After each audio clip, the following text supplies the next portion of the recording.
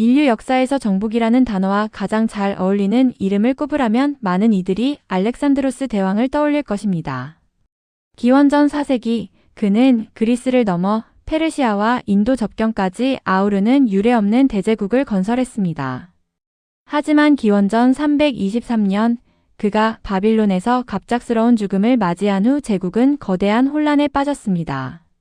후계자들은 영토를 차지하기 위해 수십 년간 전쟁을 벌였고 그 결과 제국은 여러 왕국으로 쪼개졌습니다. 그 중에서도 대왕의 고향이자 군사적 전통의 뿌리였던 마케도니아 왕국은 안티고노스 왕조의 통치 아래 그리스와 발칸 반도의 맹주로서 자존심을 지키고 있었습니다. 그러나 동방의 헬레니즘 세계가 내분과 타성에 젖어가는 동안 서방의 이탈리아 반도에서는 새로운 질서가 태동하고 있었습니다.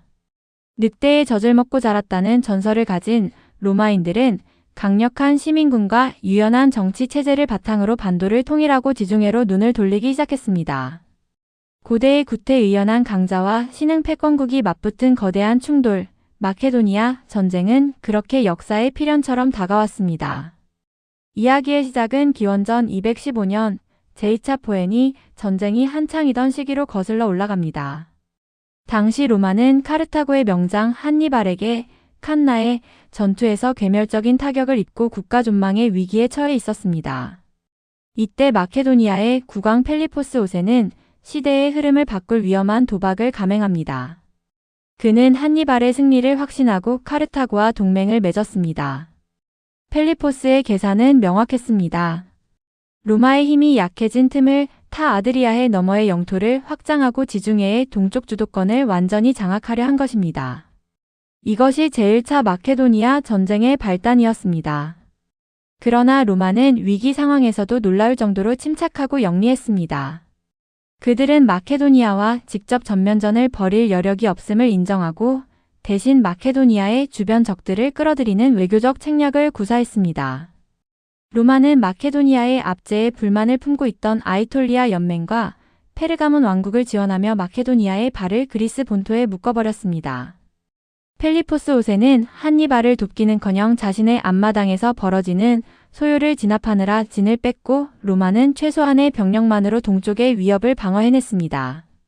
기원전 205년 페니케 평화조약으로 전쟁은 일단락되었지만 로마인들의 마음속엔 우리가 가장 힘들 때 등에 칼을 꽂으려 했던 배신자라는 마케도니아에 대한 강렬한 증오와 경계심이 깊게 박혔습니다. 한니발을 꺾고 카르타고를 굴복시킨 로마는 이제 본격적인 복수와 확장을 준비합니다. 기원전 200년 제2차 마케도니아 전쟁이 발발했습니다. 로마는 이번에 훨씬 세련된 명분을 내세웠습니다. 그들은 자신들을 침략자가 아닌 마케도니아의 압제로부터 그리스 도시국가들을 구원할 해방자로 포장했습니다. 로마의 사령관 티투스 퀸크티우스 플라미니누스는 뛰어난 외교술로 그리스인들의 민심을 얻었고 마침내 기원전 197년 테살리아의 키노스케 팔라이 언덕에서 운명의 대결이 펼쳐집니다. 이 전투는 고대 전술사에서 가장 중요한 분기점으로 평가받습니다. 마케도니아가 자랑하는 무적의 방진 팔랑크스와 로마의 유연한 군단 레기온이 정면으로 충돌했기 때문입니다.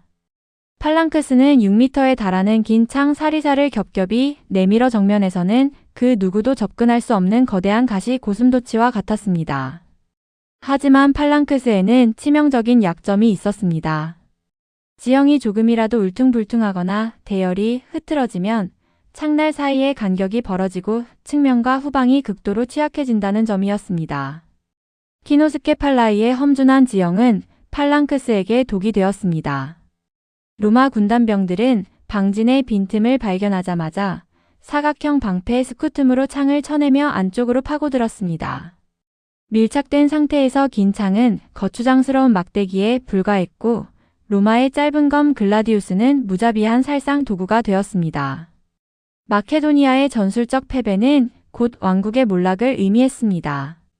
펠리포스 5세는 평화조약을 맺으며 막대한 배상금을 지불하고 모든 해군을 해체했으며 로마의 허락 없이는 전쟁조차 할 수 없는 처지로 전락했습니다. 하지만 마케도니아의 숨통은 완전히 끊어지지 않았습니다. 펠리포스의 뒤를 이은 그의 아들 페르세우스는 조국의 영광을 재건하겠다는 일념으로 조용히 복수를 준비했습니다. 그는 무너진 경제를 살리기 위해 광산을 개발하고 군사력을 비밀리에 증강했습니다. 또한 로마의 지배에 반감을 품은 그리스 도시국가들과 하층민들에게 접근해 지지 세력을 구축했습니다. 이러한 페르세우스의 움직임은 로마의 신경을 날카롭게 자극했습니다. 로마는 더 이상 마케도니아가 세력 균형을 깨뜨리는 것을 좌시하지 않았고 기원전 171년 제3차 마케도니아 전쟁을 선포합니다. 전쟁 초기 페르세우스는 로마군을 상대로 몇 차례 승리를 거두며 마케도니아의 저력을 과시했습니다. 하지만 로마는 위기에 강한 민족이었습니다. 그들은 노련한 정치가이자 장군인 루키우스 아이밀리우스 파울루스를 파견했습니다. 기원전 168년 피드나 벌판에서 양측은 마지막 사투를 벌였습니다. 처음에는 팔랑크스의 위세에 로마군조차 겁을 먹고 뒤로 물러날 정도였습니다. 그러나 파울루스는 냉정했습니다. 그는 팔랑크스가 전진하면서 지형에 따라 대열에 미세한 틈이 생기는 것을 포착했고 소부대 단위로 그 구멍 속으로 침투하라는 명령을 내렸습니다. 단단했던 마케도니아의 방지는 안쪽에서부터 무너지기 시작했고 전투는 1시간 만에 로마의 압도적인 학살로 끝났습니다.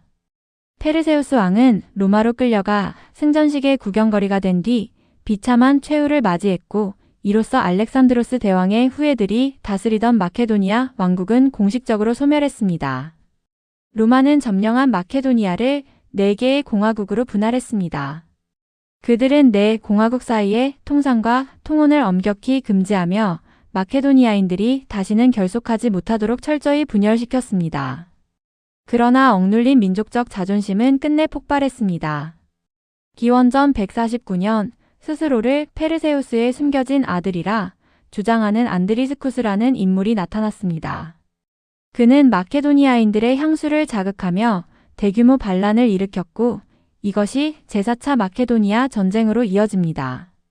초기에는 로마군을 패퇴시키기도 했으나 이미 거대 제국으로 성장한 로마의 국력을 당해내기엔 역부족이었습니다. 퀸투스 카이킬리우스 메텔루스가 이끄는 로마 대군은 반란군을 무참히 진압했고 안드리스쿠스는 생포되었습니다. 이제 로마의 인내심은 바닥이 났습니다. 그들은 더 이상 마케도니아에 자치권을 주지 않기로 결정했습니다. 기원전 148년 마케도니아는 로마의 직접 통치를 받는 속주로 전락했습니다. 이어 기원전 146년 마케도니아를 도왔던 그리스의 코린토스마저 본보기로 철저히 파괴되어 불타 없어졌습니다. 같은 해 서방의 숙적 카르타고 역시 완전히 멸망하면서 로마는 지중해 세계의 유일무이한 패권자로 우뚝 서게 되었습니다. 마케도니아 전쟁은 단순히 한 국가가 다른 국가를 멸망시킨 사건 그 이상의 의미를 지닙니다. 그것은 고대의 군사 패러다임이 완전히 뒤바뀐 역사적 전환점이었습니다. 마케도니아의 팔랑크스는 수백 년 동안 고대 전장의 절대 강자로 군림해 왔지만 변화하는 환경에 적응하지 못하고 경직되어 있었습니다. 반면 로마의 레기온은 상황에 따라 소부대 단위로 흩어지고 뭉치며 유연하게 대처할 수 있는 혁신적인 시스템을 갖추고 있었습니다. 결국 힘의 대결은 강함이 아니라 유연함에서 결정되었습니다. 또한 이 전쟁은 문화적으로도 큰 영향을 미쳤습니다. 로마는 마케도니아와 그리스를 정복했지만 동시에 그들의 수준 높은 헬레니즘 문화에 매료되었습니다. 수많은 그리스의 학자, 예술가, 서적들이 로마로 유입되었고 이는 훗날 로마가 단순한 정복 국가를 넘어 보편적인 문명 제국으로 나아가는 밑거름이 되었습니다. 정복당한 그리스가 야만적인 정복자를 정복했다는 호라티우스의 말처럼 마케도니아 전쟁의 종결은 로마라는 그릇에 헬레니즘이라는 내용물이 담기는 과정이기도 했습니다. 오늘날 마케도니아 전쟁을 되돌아보며 우리가 얻을 수 있는 교훈은 명확합니다. 과거의 영광에 안주하고 자신들만의 전술과 체제가 영원할 것이라 믿었던 마케도니아는 결국 변화를 두려워하지 않는 신흥 세력에게 자리를 내어주어야 했습니다. 알렉산드로스 대왕이 가졌던 개척 정신과 유연함을 잃어버린 후예들에게 남겨진 것은 멸망뿐이었습니다. 지중해 동방의 패권이 서방으로 옮겨가고 그리스의 시대가 가고 로마의 시대가 열렸던 이 100여 년의 기록은 역사는 멈춰 있는 것이 아니라 끊임없이 진화하는 세력의 편임을 우리에게 상기시킵니다. 거대한 창날의 숲이 로마의 견고한 방패 앞에서 무너지던 그 순간 고대 세계의 낡은 장은 덮였고 새로운 대제국의 역사가 시작되었습니다. 우리는 이 전쟁을 통해 승자의 환희와 패자의 비극만을 보는 것이 아니라 한 시대의 정신이 어떻게 다음 시대로 전이되는지를 보게 됩니다. 마케도니아는 사라졌지만 그들이 남긴 문화적 유산은 로마의 혈관을 타고 전 유럽과 중동으로 퍼져나갔습니다. 결국 전쟁에서의 패배가 문화의 소멸을 의미하지는 않았던 것입니다. 마케도니아 전쟁은 정치는 로마가 했으되 문화는 그리스가 지배하는 독특한 로마-헬레니즘 문명을 탄생시켰고 이것이 오늘날 서구 문명의 가장 강력한 뿌리가 되었습니다. 찬란했던 안티고노스 왕조의 종말과 로마 속주 시대의 개막은 고대사의 가장 극적이고도 필연적인 드라마였습니다. 이 장엄한 역사의 흐름 속에서 여러분은 어떤 가치를 발견하셨나요? 전통의 힘인가요? 아니면 혁신의 승리인가요? 마케도니아 전쟁의 기록은 수천 년이 지난 지금도 우리에게 조직과 사회가 나아가야 할 방향에 대해 끊임없이 질문을 던지고 있습니다. 과거의 영광이 미래의 생존을 보장해주지 않는다는 냉혹한 진실, 그리고 변화하는 환경 속에서만 비로소 진정한 생존이 가능하다는 사실을 말입니다.